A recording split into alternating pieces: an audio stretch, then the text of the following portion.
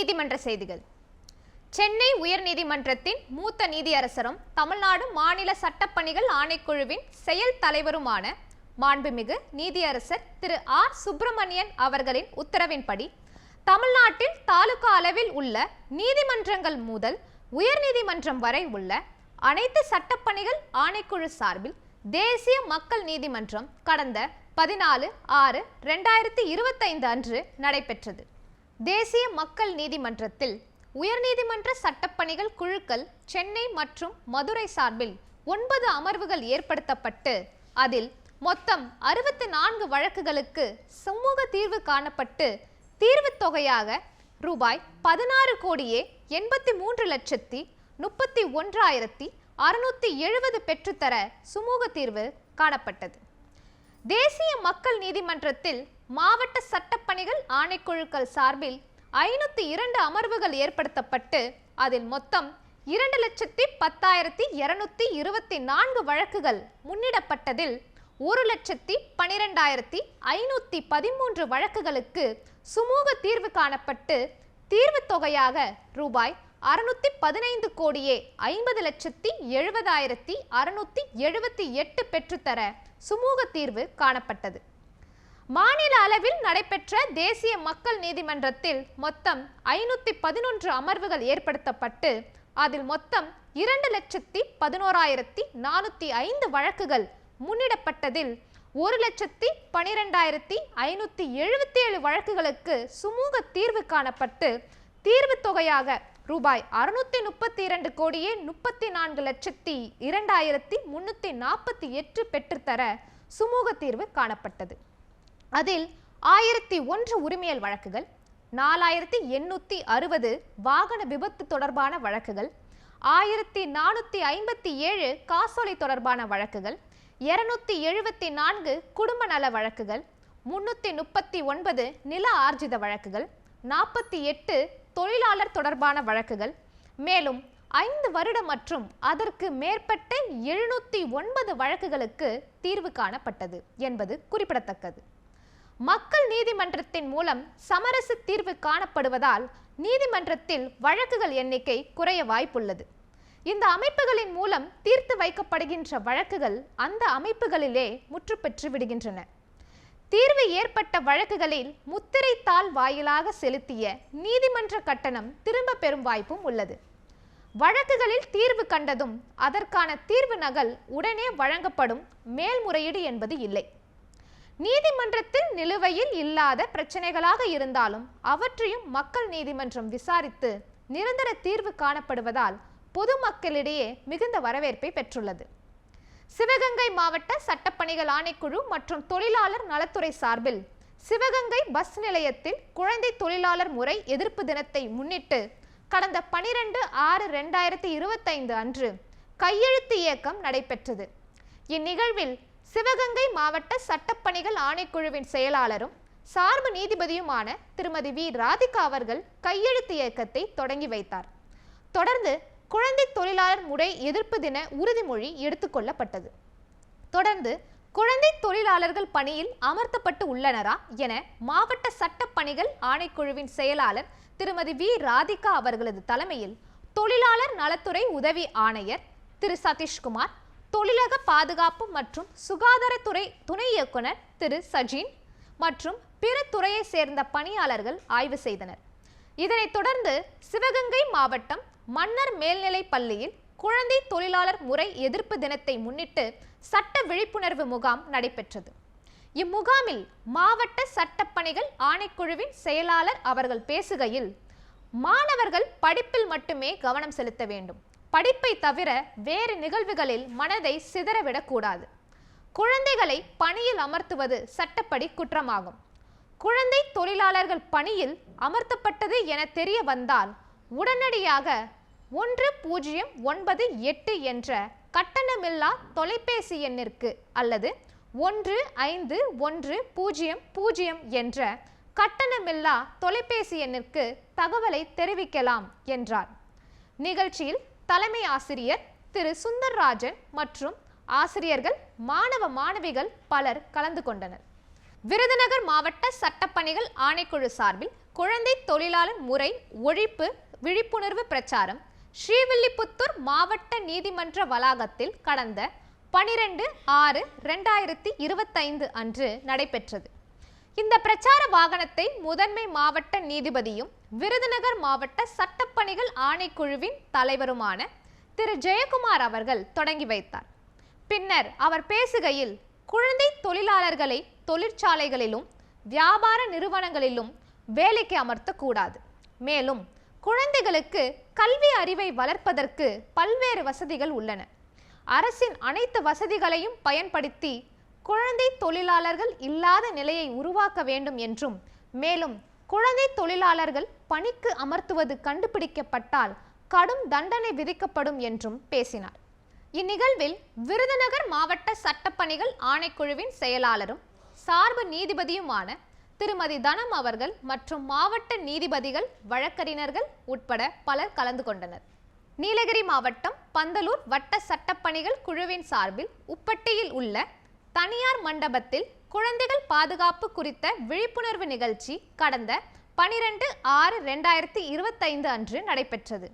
இந்நிகழ்ச்சியில் நீலகிரி மாவட்ட சட்டப்பணிகள் ஆணைக்குழுவின் செயலாளரும் சார்பு நீதிபதியுமான திரு பாலமுருகன் அவர்கள் பேசுகையில், மக்களின் அடிப்படை உரிமைகள் மற்றும் கடமைகளுக்கு அரசியலமைப்பு சட்டத்தில் இடம் உள்ளது. அடிப்படை உரிமைகள் மற்றும் வாழ்வு உரிமைகளை மீறுவது மனித உரிமை மீறலாக கருதப்படும். 6 வயது முதல் 14 வயது உள்ள சிறுவர் சிறுமிகளை பள்ளிக்கூடங்களுக்கு அனுப்பாமல் வேலைக்கு அனுப்புவது கடுமையான குற்றச் செயலாகும். அதேபோல் 15 வயது முதல் 18 வயது வரை உள்ள சிறுவர் சிறுமிகளுக்கு தீங்கு விளைவிக்காத பணிகளை வழங்க வேண்டும். பெற்றோர் தங்கள் குழந்தைகளை படிக்க வைத்தால் அவர்களின் எதிர்கால வாழ்வின் அனைத்து தேவைகளையும் அவர்களாகவே ஏற்படுத்தி கொள்ள வழி ஏற்படும். எனவே குழந்தைகள் உரிமைகளை பாதுகாப்பிற்கு பெற்றோர் மட்டுமின்றி பொதுமக்களும் முன் வர வேண்டும் என்று பேசினார். மேலும் பந்தலூர் வட்ட சட்டப்பணிகள் குழுவின் தலைவரும் குற்றவியல் நீதித்துறை நடுவருமான திரு பிரபாகரன் அவர்கள் பேசுகையில், குழந்தைகளின் உரிமைகளை பாதுகாக்க சட்டங்கள் கடுமையாக்கப்பட்டுள்ளது. எனவே பெற்றோர் தங்களின் குழந்தைகளை பள்ளிக்கூடங்களுக்கு அனுப்புவது, உரிய வயது வந்த பின்னர் வேலைக்கு அனுப்புவது போன்றவற்றை கடைபிடிப்பது அவசியமாகும் என்றார். இதனைத் தொடர்ந்து குழந்தைகளுக்கான கல்வியின் முக்கியத்துவம் குறித்து விழிப்புணர்வு குறும்படம் ஒளிபரப்பப்பட்டது. இந்நிகழ்ச்சியில் வட்டாட்சியர் திருமதி சிராஜி நிஷா, வனச்சரகர் திரு ஐயனார், காவல்துறை ஆய்வாளர் திருமதி ரோஸ்லின், உப்பட்டி வியாபார சங்க நிர்வாகிகள், ITI மாணவர்கள் உட்பட பலர் கலந்து கொண்டனர். இத்துடன் நீதிமன்ற செய்திகள் நிறைவடைந்தன. நன்றி, வணக்கம்.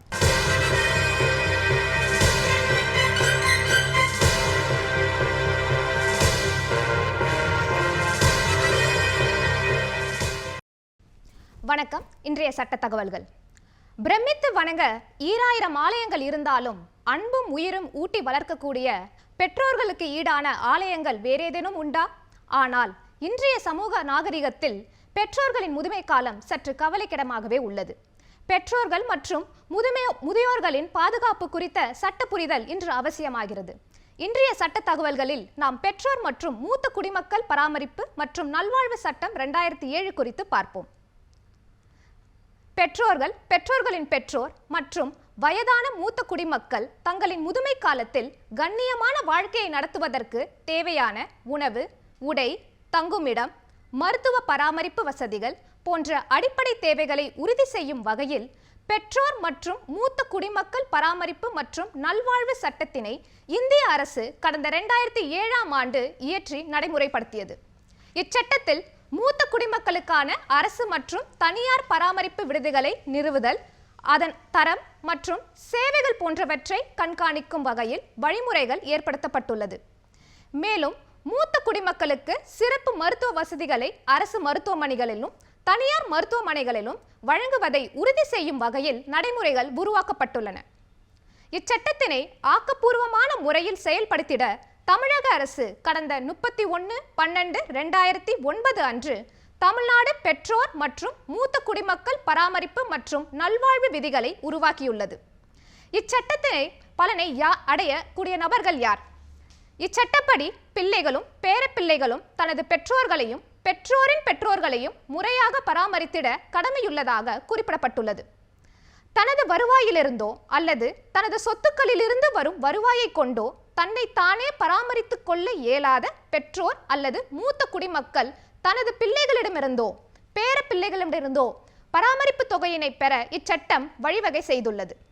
இச்சட்டத்தின்படி 60 வயது பூர்த்தி அடைந்தவர்களும் 60 வயதுக்கு மேற்பட்டவர்களும் மூத்த குடிமக்கள் என கருதப்படுவார்கள். குழந்தைகள் இல்லாத மூத்த குடிமக்கள் தனது சொத்தில் அனுபவத்தில் இருக்கும் உறவினர்களிடமிருந்தோ அல்லது தனது ஆயுட்காலத்திற்கு பிறகு வாரிசுரிமை சட்டப்படி தனது சொத்தினை அடையவிருக்கும் உறவினர்களிடமிருந்தோ பராமரிப்பு தொகையினை பெற இச்சட்டம் வழிவகை செய்துள்ளது. இச்சட்டத்தின்படி பெற்றெடுத்த தாய் தந்தை மட்டும் அல்லாது தத்தெடுத்த பெற்றோர்கள் அடாப்டிவ் பேரண்ட்ஸ், வளர்ப்பு பெற்றோர் step mother and step father, பெற்றோரின் பெற்றோரான தாத்தா பாட்டி ஆகியோர் உரிய முறையில் மனு செய்து நிவாரணம் பெறலாம். எங்கு மனு செய்வது? இச்சட்டத்தின் கீழ் நிவாரணம் பெற நீதிமன்றத்திற்கு சென்று மனு தாக்கல் செய்ய தேவையில்லை. இச்சட்டத்தின்படி பராமரிப்பு தொகை கோரி ஒரு மனுவினை சட்டப்பிரிவு 7 படி வருவாய் கோட்டாட்சியர் ரெவென்யூ டிவிஷனல் ஆஃபீஸர் RDO தலைமையில் வருவாய் உட்கோட்ட அளவில் அமைக்கப்பட்டுள்ள ஜீவனாம்ச தீர்ப்பாயங்கள் மெயின்டெனன்ஸ் ட்ரிபியூனல் முன்பு பெற்றோர்களோ அல்லது மூத்த குடிமக்களோ நேரடியாக தாக்கல் செய்து நிவாரணம் பெற்றுக்கொள்ளலாம். வயதின் காரணமாகவோ உடல்நிலையின் காரணமாகவோ அவர்களால் மனு தாக்கல் செய்ய இயலவில்லை என்றால் அவர்களது சார்பாக அவர்களின் உறவினர்களோ அல்லது அவர்களின் அங்கீகாரம் பெற்ற நபர்களோ மனு தாக்கல் செய்யலாம். அத்தியாவசிய நேர்வுகளில் தீர்ப்பாயமே நேரடியாக தனது கவனத்திற்கு வரும் தகவல்களின் அடிப்படையில் தாமாகவே சோமோட்டோ வழக்கினை கோப்பிற்கு எடுத்துக்கொள்ளலாம். மூத்த குடிமக்கள் தீர்ப்பாயத்தை அணுகுவதில் ஏதேனும் உதவிகள் தேவைப்படின் அவர்கள் வசிக்கும் பகுதிக்கு அருகில் உள்ள நீதிமன்றங்களில் செயல்படும் வட்ட சட்ட பணிகள் குழு அல்லது மாவட்ட சட்ட பணிகள் ஆணைக்குழுவை அணுகி உரிய சட்ட உதவிகள் பெறலாம். குற்றவியல் நடைமுறை சட்டம் 125 படி ஜீவனாம்சம் கோரியும் மூத்த குடிமக்கள் பாதுகாப்பு சட்டம் பிரிவு 5 படி பராமரிப்பு தொகை கோரியும் ஒரே நேரத்தில் இரண்டு மனுக்களை தாக்கல் செய்து நிவாரணம் கோர இயலாது என சட்டப்பிரிவு 12 குறிப்பிடுகின்றது. பராமரிப்பு தொகை இச்சட்டத்தின்படி மனுதாரர்களான பெற்றோர் அல்லது மூத்த குடிமக்கள் மாதம் ஒன்றுக்கு ரூபாய் 10,000 வரை பராமரிப்பு தொகை பெற தகுதியுடையவர்கள் என சட்டப்பிரிவு 9 குறிப்பிடப்பட்டுள்ளது. பெற்றோர் மற்றும் மூத்த குடிமக்களின் வாழ்க்கை தரம் மற்றும் வருவாய் ஆகியவைகளை கணக்கில் கொண்டும் அவர்களின் பிள்ளைகளின் வருவாய், சொத்துக்கள் மற்றும் வாழ்நிலை ஆகியவைகளை கருத்தில் கொண்டும் உரிய பராமரிப்பு தொகையை தீர்ப்பாயங்கள் முடிவு செய்து உத்தரவு பிறப்பிக்கும். பிரதான மனு நிலுவையில் இருக்கும் காலகட்டத்தில் இடைக்கால பராமரிப்பு தொகை மற்றும் வழக்கு செலவு தொடர்பாக உரிய உத்தரவுகளை அந்தந்த தருணங்களில் தீர்ப்பாயம் பிறப்பிக்கலாம். இச்சட்டத்தின் பிரிவு 14 படி பராமரிப்பு தொகையை மனு தாக்கல் செய்த தேதியிலிருந்து வட்டியுடன் வழங்க தீர்ப்பாயம் உத்தரவு பிறப்பிக்கலாம். வழக்கு விசாரணை தமிழக அரசின் 2009ஆம் ஆண்டு வருட விதிகளில் மனு விசாரணை நடைமுறை, சமரச முயற்சி, பராமரிப்பு தொகை தொடர்பான படிவங்கள், மேல்முறையீட்டு நடைமுறைகள் மற்றும் சட்டத்தின் செயலாக்கத்தினை கண்காணிப்பது ஆகியவைகள் பற்றி விரிவாக விளக்கப்பட்டுள்ளது. தமிழக அரசின் 2009ஆம் ஆண்டு வருட விதிகளின்படி படிவம் ஆவில் கண்டு உள்ள விவரங்களை பூர்த்தி செய்து பாதிக்கப்பட்ட மூத்த குடிமக்கள் வருவாய் கோட்டாட்சியர் தலைமையில் அமைக்கப்பட்டுள்ள தீர்ப்பாயத்தின் முன்பு மனு தாக்கல் செய்யலாம். பின்னிட்டு எதிர் மனுதாரர் ஆஜரானவுடன் இரு தரப்பினரும் விதி 10 படி சமரச அலுவலர் முன்பு சமரச முயற்சிக்காக அனுப்பி வைக்கப்படுவார்கள். மனுவின் தரப்பினர்களிடையே சமரச முயற்சி ஏற்பட்டால் அந்த சமரச அறிக்கையின் அடிப்படையில் தீர்ப்பாயம் உரிய உத்தரவுகளை பிறப்பிக்கும். சமரச முயற்சி பலனளிக்கவில்லை என்றால் தீர்ப்பாயத்தின் முன்பு விசாரணை மேற்கொள்ளப்பட்டு உரிய உத்தரவு பிறப்பிக்கப்படும். இச்சட்டத்தின் கீழ் தாக்கல் செய்யப்படும் மனுவினை எதிர் மனுதாரருக்கு அறிவிப்பினை சார்பு செய்த தினத்திலிருந்து 90 நாட்களுக்குள் முடித்து தீர்ப்பாயம் உத்தரவு வழங்க வேண்டும். தேவைப்படும் சமயத்தில் உரிய காரணங்களின் அடிப்படையில் மேலும் 30 நாட்கள் கால நீட்டிப்பு செய்து மனுவினை முடித்து உத்தரவு பிறப்பிக்கலாம். இச்சட்டத்தின் 18 வயது பூர்த்தி அடையாத இளவரை எதிர் மனுதாரராக சேர்க்க இயலாது. இச்சட்டம் நடைமுறையில் உள்ள இதர சட்டங்களை காட்டிலும் கூடுதல் அதிகாரம் ஓவர் ரைடிங் எஃபெக்ட் பெற்றதாக அமைந்துள்ளது. இச்சட்டத்தின் கீழ் தாக்கல் செய்யும் மனுக்களை விரைவு விசாரணை நடைமுறை சம்மரி ட்ரையல் ப்ரொசீஜர் அடிப்படையில் தீர்மானித்து விரைந்து தீர்ப்பாயங்கள் உத்தரவு பிறப்பிக்க வேண்டும். இச்சட்டத்தின்படி அமைக்கப்படும் தீர்ப்பாயங்கள் சிவில் நீதிமன்றங்கள் போல் செயல்படும். இச்சட்டத்தின் பிரிவு 17 படி மனுவின் தரப்பினர்கள் விசாரணை தீர்ப்பாயத்தின் முன்போ அல்லது மேல்முறையீட்டு தீர்ப்பாயத்தின் முன்போ வழக்கறிஞர்கள் மூலமாக ஆஜராக இயலாது. No party to a proceeding before a tribunal or an appellate tribunal shall be represented by a legal practitioner. இச்சட்டத்தின்படி தாக்கல் செய்யப்படும் மனுக்களில் பிறப்பிக்கப்படும் உத்தரவுகளின் நகல்களை மனுதாரரான மூத்த குடிமக்களுக்கு சட்டப்பிரிவு 11 படி இலவசமாக வழங்க வேண்டும்.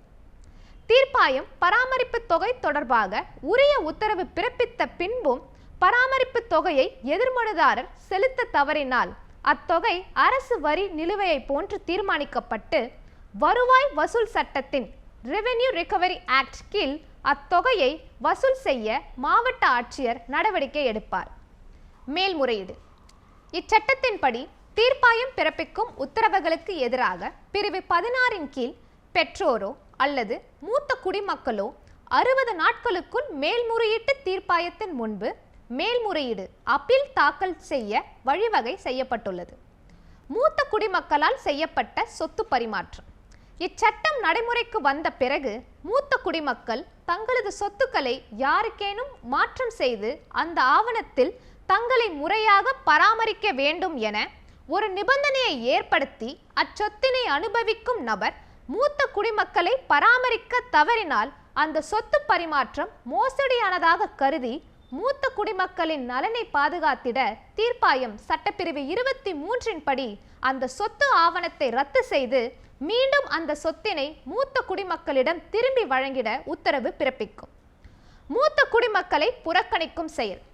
மூத்த குடிமக்களை கண்ணியமாகவும் நல்ல முறையிலும் பராமரிக்க கடமை இருந்தும் அவ்விதம் பராமரிக்காமல் புறக்கணிக்கும் செயல் தண்டனைக்குரிய குற்றம் என சட்டப்பிரிவு 24 குறிப்பிடுகின்றது. இக்குற்றத்திற்காக சம்பந்தப்பட்ட நபருக்கு 3 மாதங்கள் வரை சிறை தண்டனையும் ரூபாய் 5000 வரை அபராதமும் சட்டப்படி விதிக்க இயலும். பிரிவு 24 கீழான குற்றம் உடனடியாக புலன் விசாரணை செய்யத்தக்க பிணையில் விடக்கூடிய குற்றமாகும். Offense is cognizable and bailable. முதியோர் பராமரிப்பு இல்லங்கள்.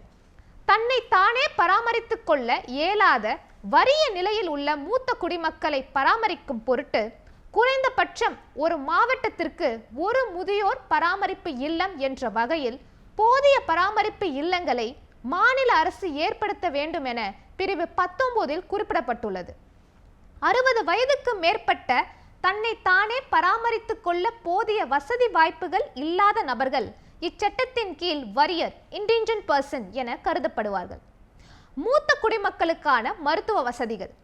இச்சட்டத்தின் கீழ் மூத்த குடிமக்களுக்காக அரசு மருத்துவமனைகளிலும் தனியார் மருத்துவமனைகளிலும் சிறப்பு ஏற்பாடுகள், பிரத்யேக வரிசைகள் மற்றும் இதர வசதிகள் ஏற்படுத்த வேண்டும் என இச்சட்டப்பிரிவு 20 குறிப்பிடப்பட்டுள்ளது. மாவட்ட ஜீவனாம்ச அலுவலர் டிஸ்ட்ரிக்ட் மெயின்டெனன்ஸ் ஆஃபீஸர்.